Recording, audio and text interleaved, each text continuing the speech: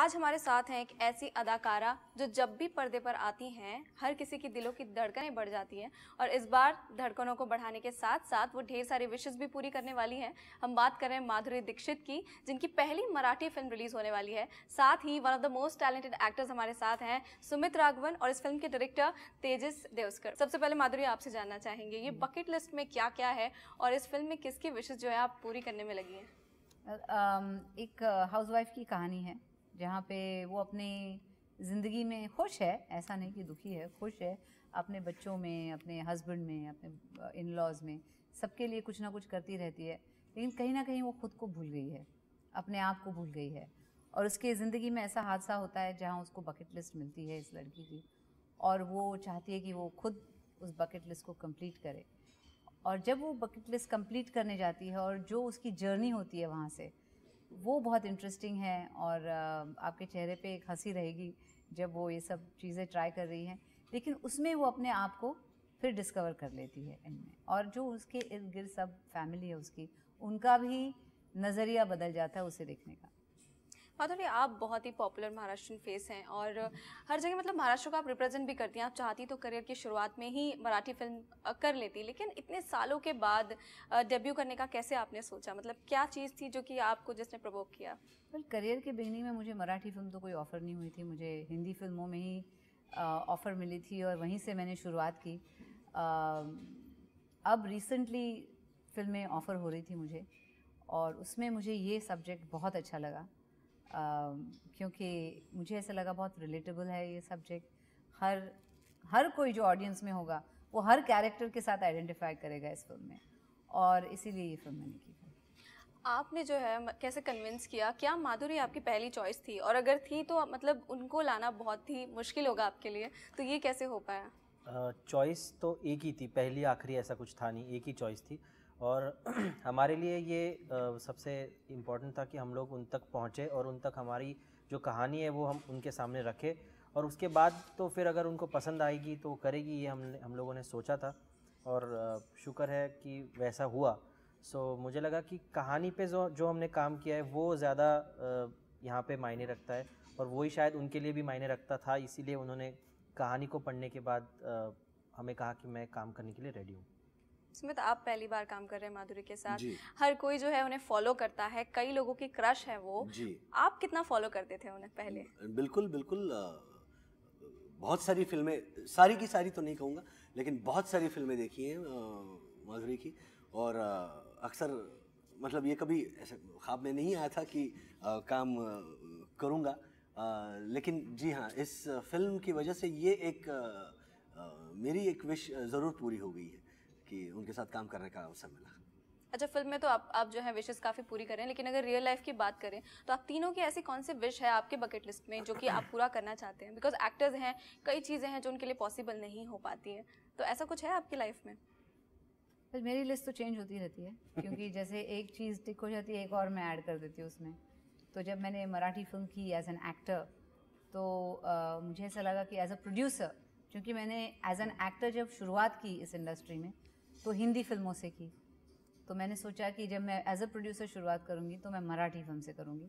तो as a producer मैंने एक फिल्म अभी बनाई है और वो एक मेरी बकेट लिस्ट में टिक हो गया है। काफ़ी सारी चीज़ें हैं लिस्ट में, लेकिन वो वक्त आने पर वो कभी कभी बदल जाती है, तो ऐसे वो एक पर्टिकुलर विश वो टिकी नहीं रहती, वो फिर वो चेंज हो जाती है।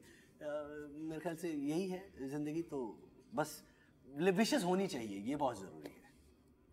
आपकी तो एक विश पूरी हो गई होगी। हाँ, वो एक के साथ बहुत सारी बाकी भी विशेस पूरी होगी, क्योंकि हमारे इसमें इतने सारे लोग हैं। मतलब हम लोग देख रहे हैं कि एक्टर्स हमारे इतने बहुत मराठी के बहुत नामचीन कलाकार हैं, उसके साथ अब करण जौहर भी हमारे साथ जुड़ चुके हैं, तो ये भी एक बहुत बड़ी बात है हमारे लिए, मराठी फिल्म इंडस्ट्री के लिए, और आई थिंक इंडियन सिनेमा के लिए, कि सभी लोग एक दूसरे के साथ मिलकर काम कर रहे हैं, भाषाओं का बंधन नहीं है अभी। लेकिन मेरी एक बहुत ही पर्सनल, बहुत बचपन से मेरी विश है, पता नहीं क्या कब पूरी होगी, मैं सचिन तेंदुलकर को एक ओवर बॉल करना चाहता हूँ। पता नहीं कब कर पाऊँगा या नहीं कर पाऊँगा, लेकिन है आई थिंक वो, लेकिन वो विशेष जैसे कहा सुमित ने कि वो विशेष होनी चाहिए, कि उसे पूरा करने के लिए हम लोग जीते हैं, जीने का मज़ा उठाते हैं, और हम लोग वी लुक फॉरवर्ड टू कि हम लोग वो कभी ना कभी विश पूरी करें, चाहे छोटी से बड़ी कोई भी विश हो, लेकिन विशेस ज़रूर होनी चाहिए। हाँ, ऐसे इट्स नॉट नेसेसरी कोई बड़ी विश होनी बिल्कुल, चाहिए। बिल्कुल। बस शायद मेरे मन में विश है कि मैं किसी टेम्पल में जाके आऊँ, तो एक वो विश जो रहती है, you look forward to it कि ये कब होगा मेरे से, और जब वो होता है तो एक सेंस ऑफ अचीवमेंट आता है, जिससे एक हैप्पीनेस मिलता है आपको। माधुरी, क्या आपको लगता है कि एक्टर्स जो हैं, खासकर जो फिल्म इंडस्ट्री के, हिंदी फिल्म इंडस्ट्री के जो एक्टर्स हैं, वो एक लैंग्वेज को बैरियर मानते हैं? बिकॉज कई लोग ऐसे भी हैं जो कि सिर्फ मेन स्ट्रीम में काम करना चाहते हैं, रीजनल लैंग्वेज की फिल्म में हर कोई काम नहीं करना चाहता, तो आप इसके बारे में आप क्या सोचती हैं? नहीं, ऐसा कुछ नहीं है। आई थिंक बहुत बड़े बड़े स्टार्स ने रीजनल फिल्म्स में काम किया है। हाँ, क्योंकि वो हिंदी फिल्म में है, मराठी शायद भाषा नहीं आती हो उनको, तो उन्होंने स्पेशल अपीयरेंसेस किए हुए हैं कितने सारे मराठी फिल्म्स में, तमिल फिल्म्स में कितने सारे हिंदी आर्टिस्ट हैं, वहाँ से कितने सारे हमारे टॉप के एक्टर्स एक्ट्रेसेस आ चुके हैं। तो मुझे नहीं लगता लैंग्वेज कोई बैरियर है, या कोई ऐसे चाहता है कि सिर्फ हिंदी फिल्म करें या सिर्फ अदर लैंग्वेजेस की फिल्म ना करें। रेणुका शहाणे के साथ आप कई सालों के बाद, 20 या 24 साल के बाद, if I am not wrong, आप काम कर रही हैं, और हाल ही में एक वीडियो भी वायरल हुआ है जो आप लोगों का, तो कितना ज़्यादा एक्साइटमेंट है और कितनी सारी जो एक यादें हैं वो आपकी पूरी, मतलब आप कुछ ताज़ा हो गई हैं? हमारी, हाँ, बहुत सारी यादें, क्योंकि हम आपके हैं कौन के सेट पे पहली बार मिले थे, और महाराष्ट्र टू महाराष्ट्र एक ऐसा कनेक्शन हो गया कि वो बरकरार रहा इतने साल। हम somehow the other in touch रहे। जब थोड़ा सा टच छूट गया तो झलक पे वो आ गई एज अ कंटेस्टेंट, फिर वो जुड़ गया नाता। और अब जब तेजस ने कहा कि ये ऐसा कैरेक्टर है, मैं चाहता हूँ कि रेणुका जी ये करें, मैंने बोला अरे क्या बात करें, उन्होंने तो करना ही चाहिए ये। तो I made sure that she is doing that. और बहुत मज़ा आया सेट पे, आपने देखा होगा जो वीडियो। तो ये सब इनकी सब मिली भगत थी कि हूं जाऊद्या, ये गाने का पिक्चराइजेशन हो रहा था मड आइलैंड में, और हम ऐसे ही रिलैक्स कर रहे थे, बड़बड़ चल रही थी हमारी एज यूजुअल, और सडनली वो बोले स्टार्ट साउंड, क्योंकि दूसरों का शॉट चल रहा था, हम ऐसे ही गपशप मार रहे थे, तो ये गाना बजने लग गया एकदम। एंड पता नहीं क्या हो गया, हम दोनों we just went back memory lane, we started dancing and everybody had fun. सब डांस कर रहे थे, ये तो सिर्फ हमें पिक्चराइज किया हुआ है, पीछे देखते तो सभी डांस कर रहे थे इस पर। बिल्कुल। सुमित, आपसे जानना चाहेंगे सेट पर कैसा माहौल रहता था, और आप इतनी सारी फिल्म्स कर चुके हैं, लेकिन क्या कभी माधुरी के साथ कोई शॉट देने में आपको कोई नर्वसनेस कभी फील हुई थी? नहीं, कभी किसी तरह की दिक्कत नहीं हुई, मतलब सेट पर भी नहीं हुई और इनके साथ काम करते हुए भी नहीं हुई, क्योंकि हम मतलब at the end of the day we all are professionals. काम हमारे लिए बहुत मायने रखता है। तो मतलब सेट पर हाँ, वैसे तेजस से काफ़ी बहस होती थी, बहुत डिफ़िकल्ट है डायरेक्टर। इनके साथ काम करना वाकई में मुश्किल है बहुत। इनकी मूंछ जैसे ही कड़क है। ना जो जोकिंग। क्या माधुरी के साथ जो पहला सीन था वो हमारा कार वाला सीन था, तो मज़ा आया। ऐसे कभी लगा नहीं। उस सीन में लगभग इन्होंने हमारा जो लाइट था उसे ठोक दिया था, क्योंकि स्टेशनरी गाड़ी इन्होंने गियर में डाल के एक्सेलरेट कर दी थी, अगर आपको याद होगा। और जब बोलते माधुरी ये क्या हो गया। हाँ। तो हमने बहुत अपने देख रहे हैं, मतलब हम लोग ने बहुत एंजॉय किया, बहुत मस्ती की। अच्छा, ट्रेलर में हम ये भी देख रहे हैं, रणबीर भी हैं इस फिल्म में, कैमियो कर रहे हैं। आप एक कैमियो कर चुकी हैं उनकी फिल्म में, और रणबीर को लाना इस प्रोजेक्ट के लिए मतलब मुश्किल था या आसानी से आ गए वो? वेल, आइडिया इनकी थी, फिर से दिस मैन डिड इट। तो उन्होंने कहा ये ऐसा कैरेक्टर है, ये जो सीन है हम चाहते हैं कि कोई स्टार आए इसमें, ताकि एक सरप्राइज मिले लोगों को। तो मैंने कहा हाँ, व्हाट बोले, आई वांट रणबीर कपूर। ऐसे बोले थे। नेक्स्ट फिल्म के लिए तैयारी करनी पड़ेगी ना कुछ। I want Ranbir Kapoor. तो मैंने बोला, आई सेड या it's in his bucket list कि वो एक तो ये करे इस फिल्म में। तो मैंने कहा yeah sure, I can talk to him. तो हमने बात की, मतलब कुछ बोलना ही नहीं पड़ा, बस मैंने कहा हाँ yes I am doing it. तो फिर जाके मिल के आए, और नेक्स्ट थिंग आई नो वो सेट पे हैं, हम लोग वो सीन शूट कर रहे हैं, और लोग पागल हो रहे हैं सब पूरे सेट पे कि रणबीर कपूर हमारे सेट पे है। He is such a charming गाय कि सब लोग के मतलब काम छोड़ के बाकी सब चल रहा था। मैंने बोला अरे काम करो, वो आए हैं अभी सेट पे, जल्दी जल्दी लेट्स डू द सीन। लेकिन बहुत क्यूट सा सीन है, I think people will appreciate it. आपने कितनी मराठी सिखाई आप दोनों ने रणबीर को? क्या मराठी उनको आती है, या फिर मतलब उसके साथ साथ थोड़ी बहुत, मतलब क्योंकि महाराष्ट्र में मुंबई में पले बड़े हैं, तो मराठी डेफिनेटली जानते हैं।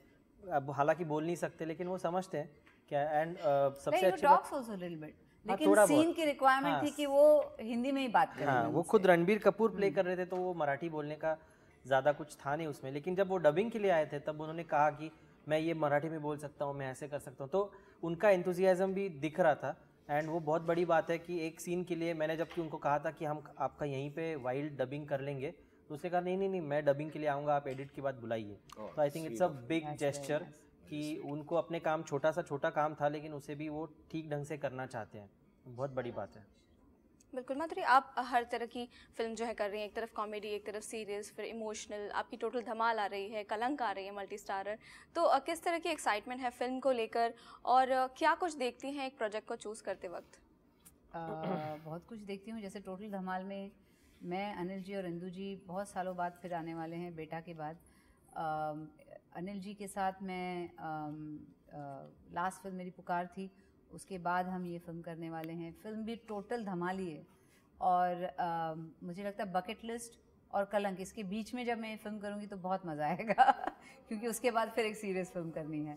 तो बकेट लिस्ट एक बहुत सी, मतलब लोग मुस्कुराते रहेंगे थिएटर में वाइल वॉचिंग द फिल्म, इसमें तो लोग लोटपोट हो जाएंगे टोटल धमाल में देखते वक्त, और कलंक के लिए आंसू भी बहेंगे, स्माइल्स भी आएंगी, सब कुछ। तो मुझे लगता है I am really looking forward to all. आपसे आखिर में बस यही पूछना चाहेंगे कि अगर जैसे बायोपिक आ रही है, रणबीर कपूर कर रहे हैं, आपने उनके साथ काम किया है, आपको क्या लगता है उनकी जो अगली फिल्म है संजू, उसका टीजर देखकर आपको क्या सोचती हैं आप, कितनी अच्छी तरीके से वो निभा पाएंगे? बहुत अच्छा, क्योंकि एक दो सीन्स में तो ऐसा लगता है कि संजय दत्त ही सामने है, ना कि रणबीर कपूर। तो I think he is a brilliant actor Ranbir and he will do a wonderful job.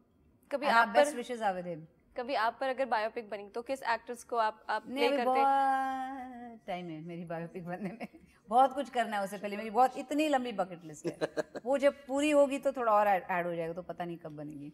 अच्छा, आखिर में क्या कहना चाहेंगे दर्शकों से इस फिल्म को लेकर?